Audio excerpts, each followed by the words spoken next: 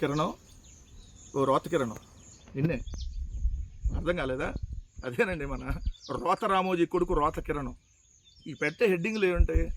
విధ్వంసం నుంచి విశ్వనగరం దిశగా అంట. అమరావతిలో అంట విధ్వంసం నుంచి విశ్వనగరం దిశగా అంట. దీంతో విధ్వంసం మాత్రం కామన్. నువ్వులే రాసావు. విశ్వనగరం మాత్రం కాదు, విధ్వంసం కామన్. 3 పంటలు పండేటటువంటి 34,000 ఎకరాలను తీసుకుంటే అది కదా విధ్వంసం. రోతకిరణ్ మన రాయాల్సిన వార్త. పర్యావరణాన్ని దెబ్బతీస్తూ హరితాంధ్రప్రదేశ్గా ఉండేటటువంటి ఆంధ్రప్రదేశ్ రాష్ట్రంలో 3 పంటలు పండేటటువంటి చక్కని భూముల్ని రియల్ ఎస్టేట్ వ్యాపారం కోసం నాశనం చేసింది కదా విధ్వంసం. చచ్చిపోయిన రామోజీ కల కదా విధ్వంసం చేయటం. ఇప్పుడు మీరు కదా విధ్వంసం చేస్తుంది. ఇది సాలదన్నట్టు ఇంకా ఇంకా తీసుకోవాలని 1,00,000 ఎకరాలు 3 పంటలు పండేటటువంటి భూముల్ని, పచ్చటి భూముల్ని విధ్వంసం చేసి రియల్ ఎస్టేట్ వ్యాపారం కోసం, మీ వెంచర్లు వేసుకోవడం కోసం చేసింది కదా అమరావతి. అది కదా విధ్వంసం.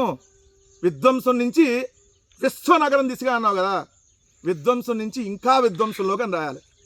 1,00,000 కోట్ల రూపాయలు, ఎన్ని లక్షల కోట్ల అయిద్దో తెలియదు, అసలు వడ్డీ అప్పులు తీసుకొని వచ్చి. ఇది కదా విధ్వంసం.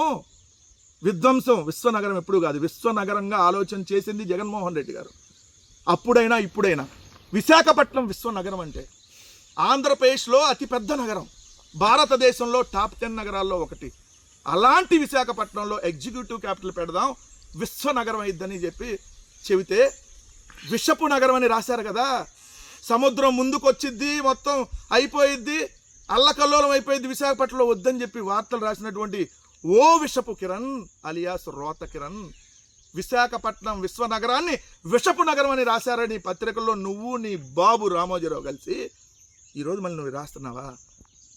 ఈరోజు కూడా మచిలీపట్నం, విజయవాడ, గుంటూరు, మావిగన్ ఈ 3 ప్రాంతాలు రాజధాని కారిడార్గా పెట్టుకుంటే రెడీమేడ్ రాజధానిగా ఉంటుంది. పోర్టు, ఇంటర్నేషనల్ ఎయిర్పోర్టు, అతిపెద్ద రైల్వే జంక్షనులు, అతిపెద్ద బస్టాండ్లు, ఇవన్నీ మెడికల్ కాలేజీలు, ఎయిమ్స్ అన్నీ ఉన్నది విశ్వనగరం అవుతుంది అంటుంటే, కానీ అమరావతి దాంట్లోనే కట్టాలి.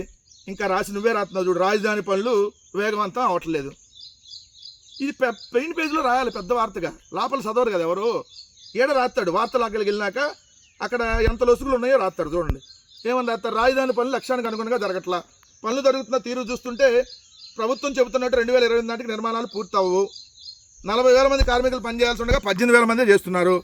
మే నెలాఖరు వరకు 39.3% పనులు జరగాల్సి ఉండగా 16% జరిగినాయి. రాజధాని పనులన్నీ 10-12 గుత్తేదారు సంస్థల చేతుల్లోనే ఉన్నాయి. అంటే 10-12 బినామీలకి కాంట్రాక్టులు దోచిపెట్టారని అర్థం. గుత్తేదారు అంటే అర్థం కాదు కదా, ఇలా వార్త అట్టానే ఉంటుంది. రుణ సమీకరణ, అప్పులంటే అందరికి అర్థమైపోయింది కదా, ఇక్కడ కాంట్రాక్టులు అంటే అందరికి అర్థమైపోయింది కదా, గుత్తేదారులు. ఇలా వార్తలు ఎలా ఉంటాయి చూడండి. రాజధానిలో భూములు తీసుకున్న ప్రభుత్వ ప్రైవేట్ సంస్థలు ఇప్పటికీ 10% మాత్రమే నిర్మాణాలు ప్రారంభించాయి. ఇది ఇంకెప్పటికైద్ది? ఇది ఆంధ్రప్రదేశ్ రాష్ట్రానికి అతిపెద్ద Gudibanda Amaravati real estate venture. ప్రభుత్వం దాన్ని ఇంకా ముందుకు తీసుకెళ్తే రాష్ట్రం సర్వనాశనం అయింది. ఇదైతే పక్కా.